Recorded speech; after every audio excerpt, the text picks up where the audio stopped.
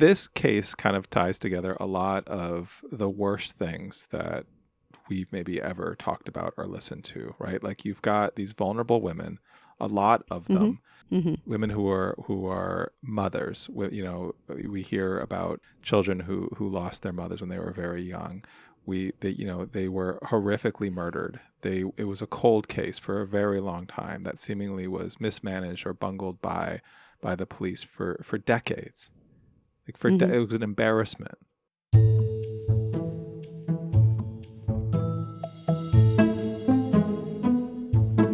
Welcome to So Much Crime, So Little Time. I'm Dee. And I'm Jeff, and this is a special episode. We are skipping the time machine this time and jumping right in to discuss a case. We're going to talk about the Gilgo Beach serial killer case. There's no podcast series to listen to. Well, actually, there are about 1,000 podcasts about this case, but we're not focused on just one. But we are going to talk about both some articles and at least one podcast that we did listen to, and we'll have links to all of that in the show notes. But before we jump into talking about that, let's just do a quick kind of high-level overview of this case in case you were unfamiliar with it. So this is, part of why we're talking about this now is there's been a bunch of news this month, April 2026, about this case.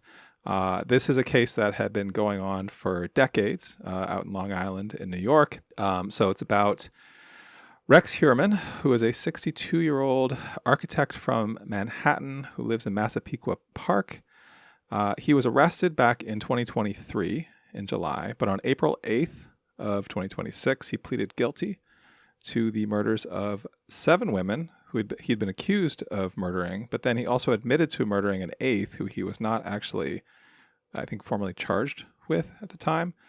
The victims are... the first group is known as the Gilgo Four. That's Maureen Brainard-Barnes, Melissa Barthelemy, Megan Waterman, and Amber Lynn Costello. And then there are 4 others, Jessica Taylor, Valerie Mack, Sandra Costilla, and Karen Vergata. There are several other possible victims, but those are the 8 that are definitively, at least at this moment, linked to Rex Heuermann. Well, and Yes. He has pleaded guilty and admitted to having killed. Yes. So I think, obviously, Jeff, as we said, this has been in the news quite a bit as of April 2026. And you and I, we share a lot of news stories, a lot of current news stories that we see that come up. Our sharing history on Instagram and in messages it's really bleak. But I think the thing that kind of really grabbed, I think, your attention was the New York Times article. How I found out I knew a serial killer by Ginia Bellafante. Ginia Bellafante, thank you. And that came out it was published on April 12th, 2026. So you had sent that to me. And I think that's kind of where we should start, because that was the thing I think that really got us talking a little bit more about this case. I suppose, like, my question for you is what about that article in general intrigued you? Like, why did you want to share it? So, yeah, I mean, I'd been kind of sort of passively aware of this story for the last couple of years. I mean, it's a fairly prominent serial killer story. We had actually talked about covering this before, and I had said not to for various reasons. Don't remember what those were. I mean, it's a gruesome story, and I think we've covered similar type stories to this. But yeah, I saw this article, and the opening line of it, I don't know Ginia Bellafante. I believe she's worked for the New York Times for a long time, but she, in the very first sentence, she talks about her friend Amy Ryan, who is an actress. I think she is Oscar and Tony nominated actress, who I know from The Office, from The Wire. She was in Only Murders in the Building.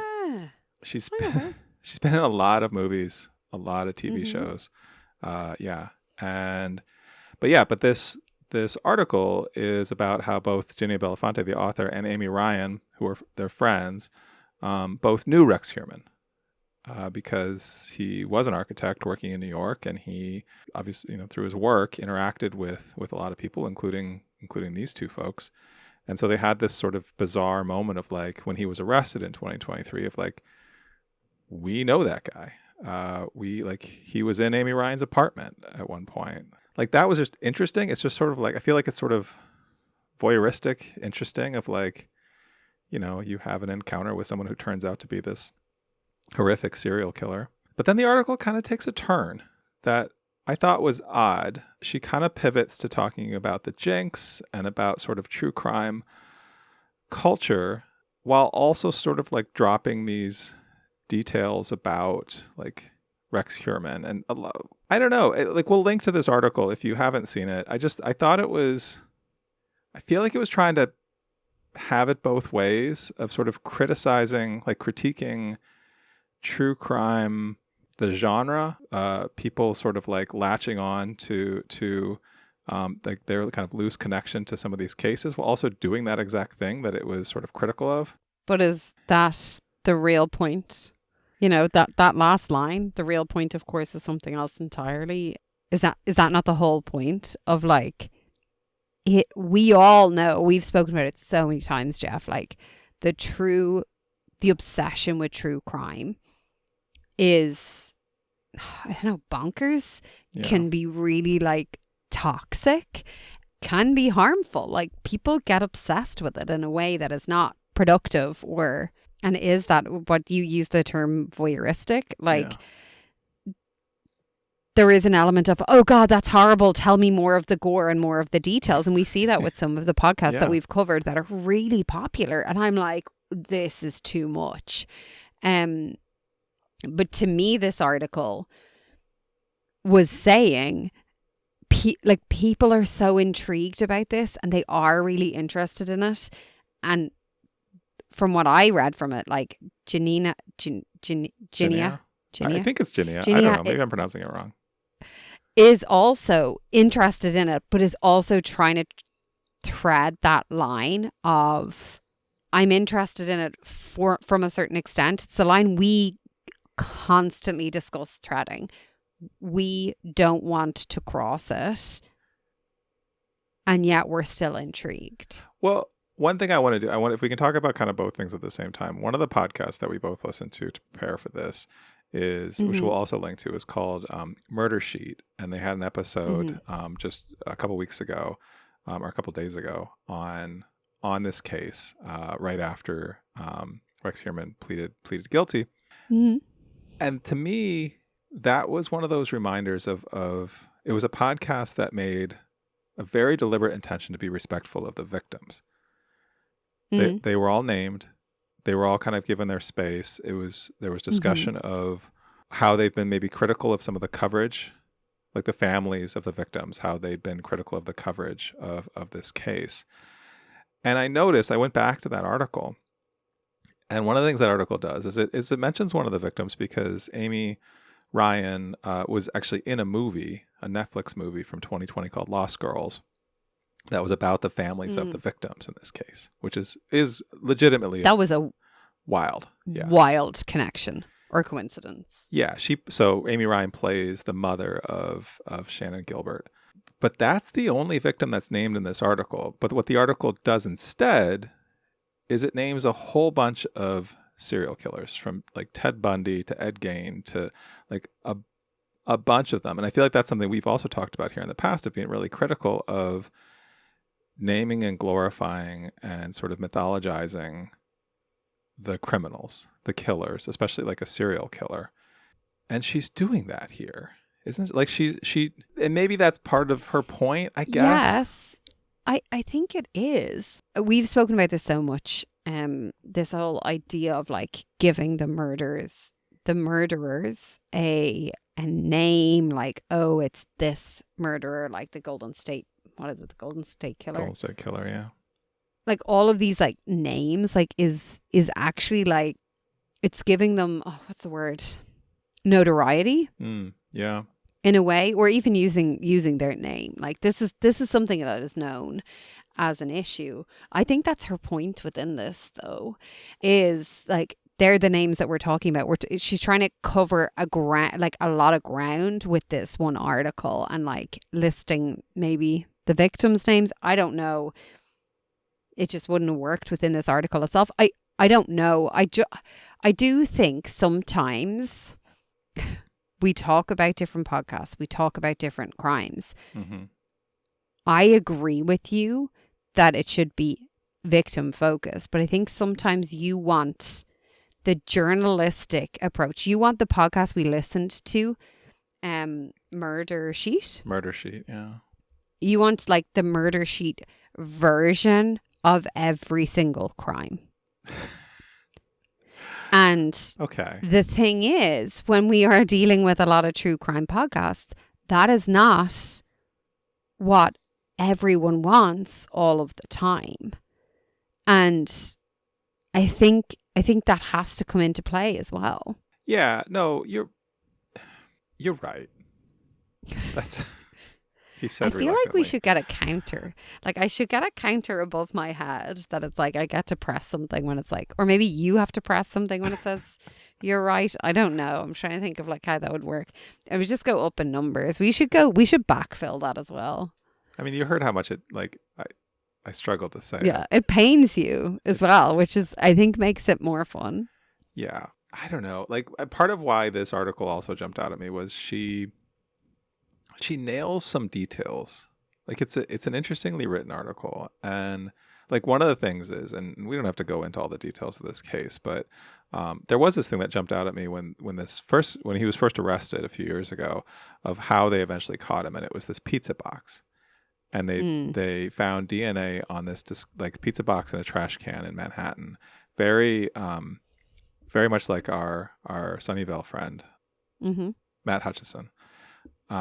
His name escaped me. Did you forget his name? Did. Oh my god. He'd be Devo. But then she has this line about him where she's describing it. It says, hulking and overweight with period drama hair from no discernible period. Heuermann could not rely on charm and good looks to lure his victims the way that Ted Bundy did. And then she goes into talking about other serial killers. But that line, period drama hair with no discernible period, or from no discernible period, that's such a fantastic description. Mm-hmm. And he's also like, he's one of those people, and I don't want to in any way give him extra like notoriety or whatever, but like, yeah, he has a look that is incredibly distinct. Mm-hmm. And bizarre in its own way. It's just very memorable and unusual. And I think she nails that in the description. I don't know. It's frustrating sometimes when something's written that well, and I'm not sure I totally agree with the broader thing. Maybe I do. I don't know. I can't make up my mind about this. What is the point of the article, like, as you see it? That's a good question. Like she's trying to say there is a story here. Like this one time, like I realized I knew a serial killer. Like, how is she supposed to tell that story in a way that doesn't bridge into, like, it's not as if she's talking consistently throughout about like each gruesome murder and like giving him the notoriety of each. Like, as you described how she's describing him, it's disparaging. He lived in a tiny house where he had grown up. It was dilapidated and he had tax liens. He kept a stash of guns inside and would swing an axe in the front yard. His neighbours found him unpleasant at best, menacing at worst. At worst, parents warned their children to avoid his house on Halloween. It's not as if she's saying, you know, he was a charmer, he was so fabulous, everyone thought he's amazing. Like, he's not giving him that. He's actually saying he was pretty awful. Like, it's pretty disparaging. But she plays into a different trope, I guess. I don't know if trope's the right word here, but like when she talks about how she knew him. So she talked about Amy Ryan, how Amy Ryan was in that movie, but also he had been in her apartment, Amy Ryan's apartment, doing like architecture things. But in the author's case, she said, I dealt with him briefly over the reconstruction of a courtyard garden where I served on my co-op board in Brooklyn Heights. She says, I with other board members, I sat in occasional basement meetings with him, talking about, as I vaguely recall, things like drainage efficiency. And I feel like the point there is he was just a guy in her life doing a job, maybe kind of annoying, talking about boring stuff like drainage efficiency. Like if I said to you, like, what's the most boring topic, you probably couldn't say drainage efficiency because you probably don't ever think about drainage efficiency. No, maybe it would be like a mix of like, you know, when someone talks to you consistently about running marathons and like, wow. And like completing like 3 English degrees. That might be like Only that 2 might English be a degrees. little bit. But like, my point is, like, I've lost count, you see. I think what that does is that plays into the trope thing I was trying to get at of like, yeah, that kind of annoying weird guy that you have a meeting with, maybe he's a serial killer. I don't know. That doesn't sit Okay. well. So are you saying, sorry a second, I want to make sure I'm understanding this. Are you saying that it doesn't sit well to you that she is saying, you know, some weird guy might be a male serial killer, and that we need to give more space to men, you know, because it's you know, not all men are, no, you know, especially in this week, in this climate with these other news stories that we're sharing along the Giselle Pellicott lines, like we can't be at that stage. That's not what I'm saying at all. That's not what I'm saying. It feels a little bit like you are. I'm not talking about men. I'm talking about that. This man, this serial killer. No, I'm talking about that sort of othering that happens. I am poor saying, serial killer man is getting a bad rap. No, I'm saying this serves this does that sort of, it feeds into that narrative of like that kind of weird person that you interact with in your normal daily life. They might be a serial killer. You might know them. They walk among us. And sure, there are lots of bad people out there, but they are extreme outliers. This guy is an extreme outlier. That person you sort of tangentially know, who you have kind of a bad feeling about, probably hasn't murdered a bunch of people. Okay. Like I see what you're saying. But like similarly, like when we talk about Ted Bundy and we talk about how charming he was, like, is that not like the flip of that? Like, you know, if someone is charming, like, you have to be careful of what like they're trying to get out of you, whether it's killing you or, I don't know, getting your money or getting you into bed. Like there are levels of that one, obviously. But like, yeah, I hear what you're saying. I just don't understand, given what we know about this man that she is describing, what your issue is. I'm missing something here. This man is clearly a monster. Like, he's an admitted monster. Yeah. And he did horrific things. And no, I think she, in this small way, is sort of feeding into that.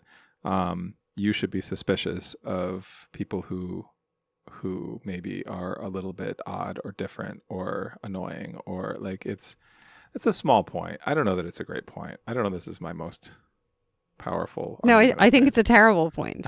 I think. Great. All right. I think that's what I'm trying to say. I'm like, no. All right. We can move on like this. So for me, like, this article is like this, and like, I agreed, because I think I messaged you back being like, this is weird. It feels like she's saying we shouldn't be so obsessed with all of these people. Yeah. Speaking about all the serial killers, and like how people are obsessed with them. And then at the end, basically saying, you know, invariably everyone at the table, if she's at a dinner table and she mentions this, invariably everyone at the dinner table would gasp in a way that suggested they were also entertained. Mm.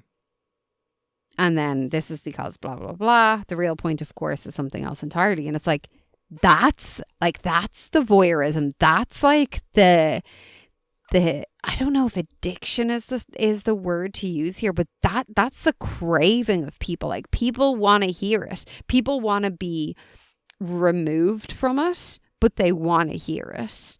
And that was the interesting end to that article. Like, I stopped reading it. I didn't love the end, because I was like, well, you're doing this. Like, you're the one at the dinner table telling people about this. But then you're kind of giving out about this in the article. And then it's like, well, is that not the point?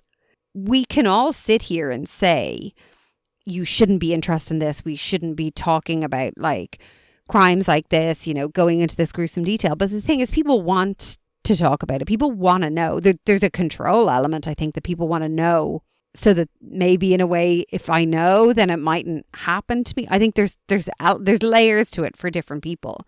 Yeah. But I think that's the entire point of this article is this is awful that people are so obsessed with these horrible, horrible people. And yet at a dinner table, I will share this story. People will gasp and they'll be entertained and I'll be the one entertaining them. And like, she's not hiding that. She's not taking her high horse and saying, well, I wouldn't like do this. You know? Well, that's what I got from it. No, I think that's right. I don't know. I'm still wrestling with it. Just wrestle out loud. Okay. Like, tell me it out loud, like what you're wrestling with, because I feel like we haven't got there yet. I guess like part of it too is just sort of like this case on its own is overwhelming to me. This case is like when you get into the details of it, like, and this was in that podcast that we listened to, the Murder Sheet, in the Murder Sheet podcast, of like, this case kind of ties together a lot of the worst things that we've maybe ever talked about or listened to, right? Like, you've got these vulnerable women, a lot of them, women who are mothers. You know, we hear about children who lost their mothers when they were very young. They were horrifically murdered. It was a cold case for a very long time that seemingly was mismanaged or bungled by the police for decades. Like it was an embarrassment for decades. And then there is this kind of remarkable breakthrough. Like it had all these sort of twists in the last couple of years. Like, it seems like no one was really expecting him to come forward and just plead guilty, right? Like, he didn't have to plead guilty. And then not only did he plead guilty to the 7 murders he was charged with, but then he just up and admitted to an 8th.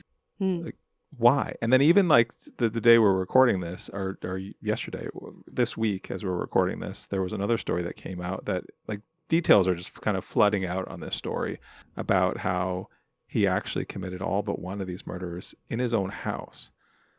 And, you know, you've got the other element of like, he had a wife and children that lived in that house who seemingly had no idea. That element, like that part of the story alone of like, and there's been a bunch of press on his wife and like, how could she possibly have not known this?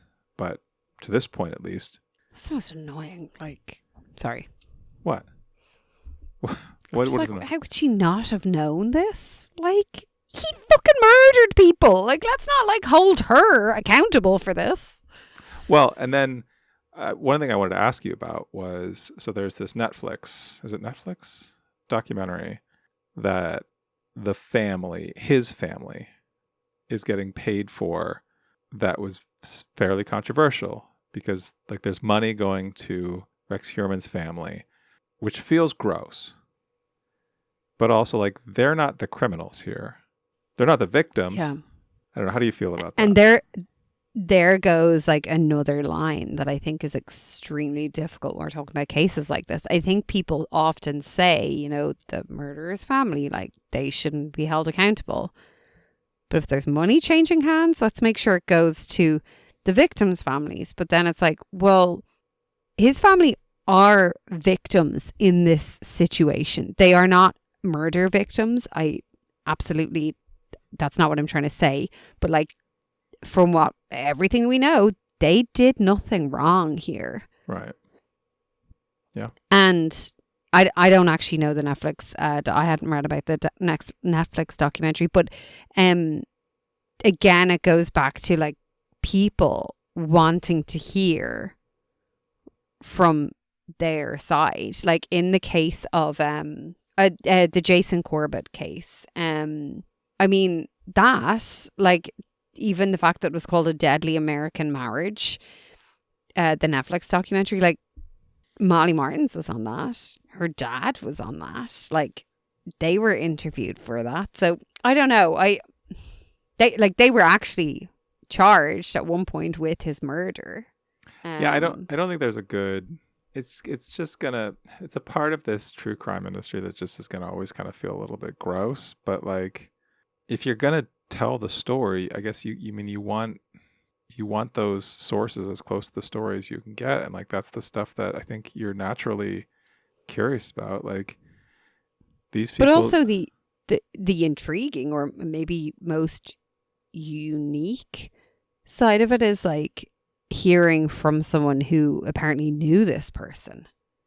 So this is kind of, it's kind of, I suppose, in a way, runs parallel to the fact that the FBI are speaking to Rex, this lad, whatever his name is, Heuermann. The behavioral analyst unit are planning to like work with him, and this is part of like the plea agreement or whatever, to try and understand like other maybe potential serial killers. But so they're trying to like learn a little bit more about him from him. I'm sure people want to know, like, what is it like knowing someone like this? Like, what was his other side? Yeah. Because presumably, and we don't know this, at least I don't right now, he had another like softer side where, you know, he was a husband and a father and not one that was violent or abusive, again, from what we've heard so far. So like, I don't know, like I see what you're saying. It goes back to me thinking, in a way, and please tell me to shut up and that I'm completely wrong if I am wrong. In a way, I feel like sometimes you want a case to be told in a certain way and you want people to act like with decorum at all time. And if you're going to give money, give it to the victims. Of course, absolutely. It's just not, I don't know, as realistic. It's not like, I feel like you're not seeing it from all perspectives.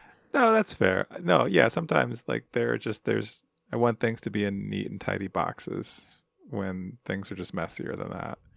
Like life.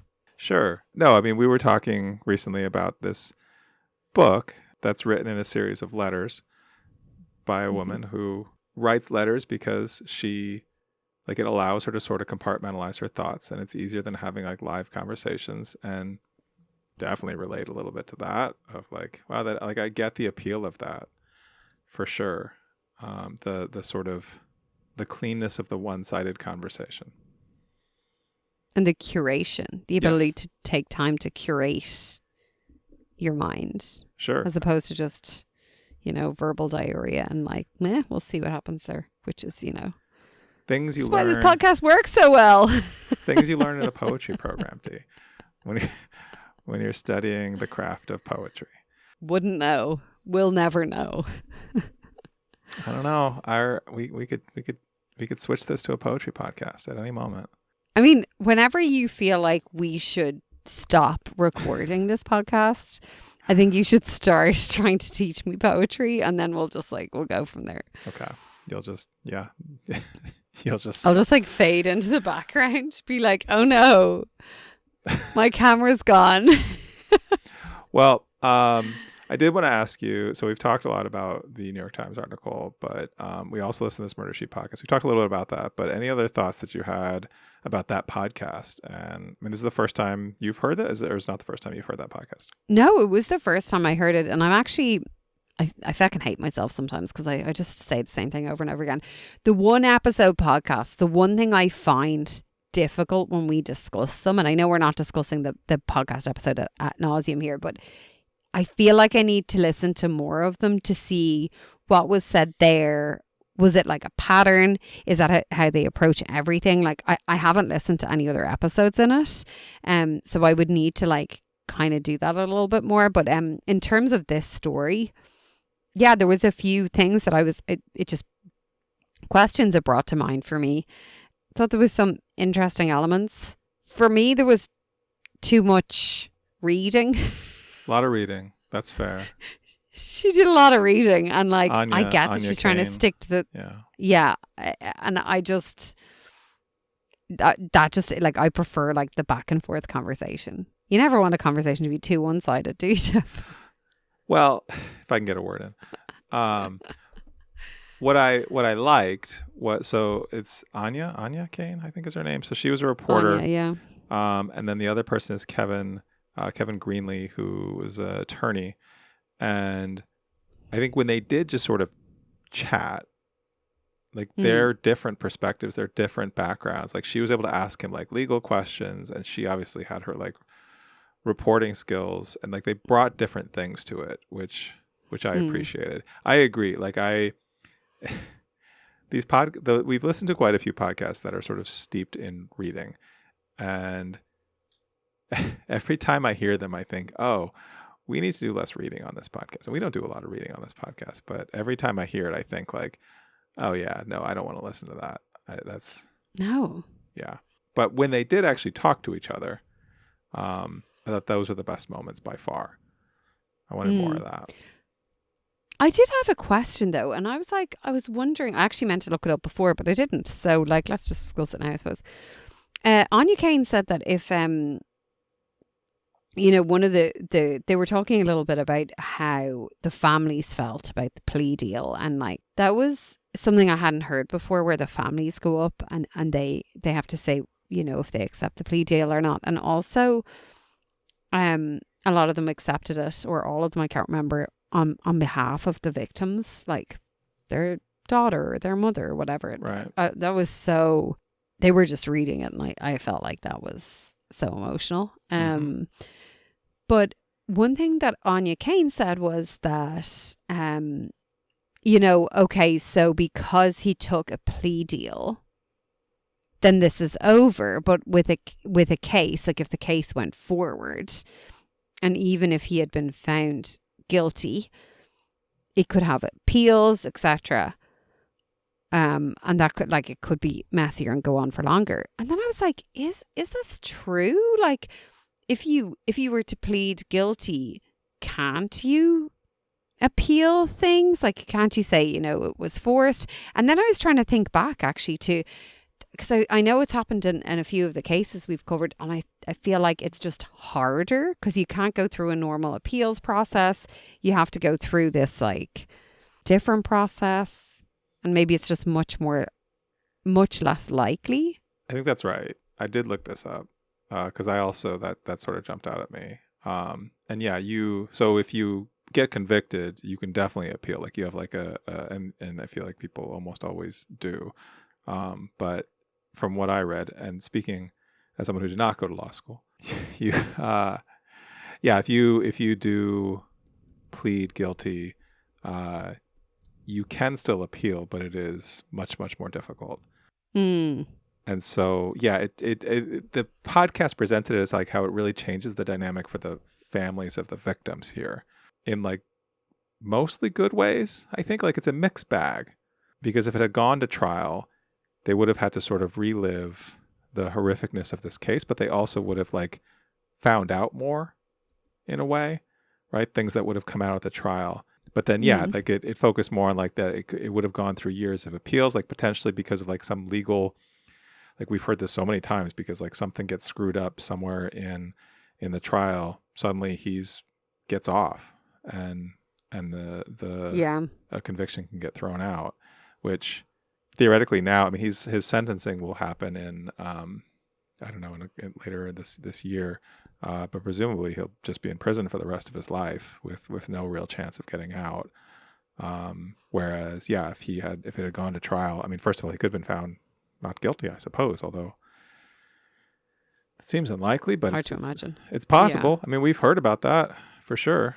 Yeah. So yeah, that was an interesting element. The only other thing I wanted to say, maybe my closing thought, was just, this case has been all over the news, and I'm curious if if people listening to our show have thoughts on it, or thoughts on the article from the New York Times that we'll link to.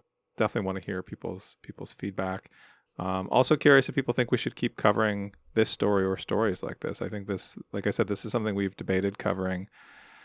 Honestly, this story has been in the news since before we started this podcast. So it's come up a few times, and I think we certainly wrestle with whether stories like this are something that we want to talk about, or we're not sure if our fans want to hear. I say that, and honestly, like in full transparency, like we were talking the other day about how one of our most popular episodes from last year is the one we did on the Black Dahlia, which is one of those sort of like horrific cases that was tough to talk about, but it seems like people wanted to hear it.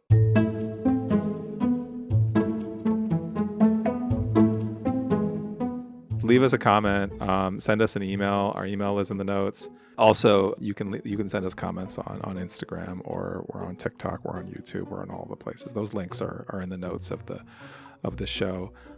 Also, I guess before we wrap up, don't forget, if you want to support us, in addition to reaching out to us, Patreon.com/ so much crime, so little time. That right there. Go over there. We put all kinds of stuff there. One of our Patreon supporters messaged us the other day and say that of all the Patreons that he supports, he finds us the one that he gets the most value from. And that was such a sweet comment, and really appreciate that. And I think, there's so much stuff there. You can go over and check it out. You can check it out for free just to see what's there. But then if you sign up and want to give us just $1 or $2 a month, whatever it is you want to do, that really helps us keep making the show. So we appreciate patreon.com/so much crime, so little time. Thank you kindly. So Much Crime, So Little Time is a production of MimeGov Media. The executive producer is Paxton Calariso. Our associate producer is Blythe Ty. Theme music was composed by Vyacheslav Starostin. If you haven't done it yet, please subscribe to this show in your podcast app. Don't forget to give us a 5-star rating and a review. Even better, tell your friends. To join the discussion, look for us on social media. Check out the show notes for all the links. Thanks for listening.